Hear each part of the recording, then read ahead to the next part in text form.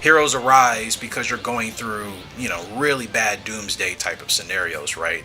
And I think Universe 11 has something much closer to an actual system compared to Universe 7's doomsday. And again, the Pride Troopers, they are that established group of fighters whose role is to deal with the threats, and they have to maintain their ideology attached to that role so they can fulfill their needs. So I think that gives the universe a different relationship with its power compared to Universe 7 that seems to just grab any remaining warrior that has a heartbeat out of the soils to defeat the monster, right? And I think the Pride Troopers, again, the inverse, that's the core of where they're different because their universe depends on them entirely. More or less, Universe 7 hasn't really depended on Goku and Vegeta. Earth has, not the entire universe, not even close, right? So I think that's pretty interesting because you look at Universe 7 as well. No matching uniforms, right? Unless they're on special missions. The Pride Troopers all matching uniforms.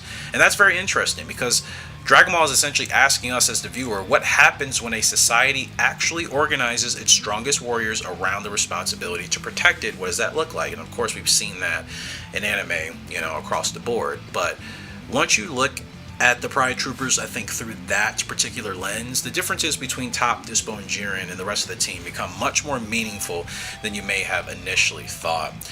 And in closing here, when you look at these characters, Top is deeply invested in the philosophy of justice. Dispo is deeply invested through expressing his justice through his action, right? Being the fastest in Universe 11, more or less.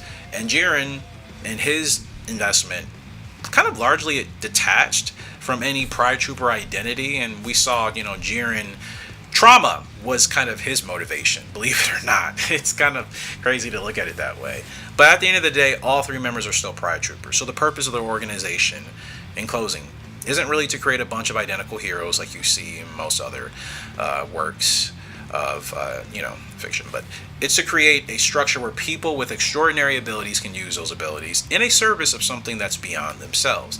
And honestly, I think that's one of the more interesting pieces of world building that Dragon Ball Super actually introduced that I wholeheartedly believe fans just completely missed out on, because the question underneath the Pride Troopers for our core focus here today, it's not about who's necessarily the strongest. That really shouldn't matter. It's about what responsibility comes with being strong enough to protect everyone else in the entire universe, not just the planet. And again, Dragon Ball gives us several very different answers through the people who chose to become Pride Troopers.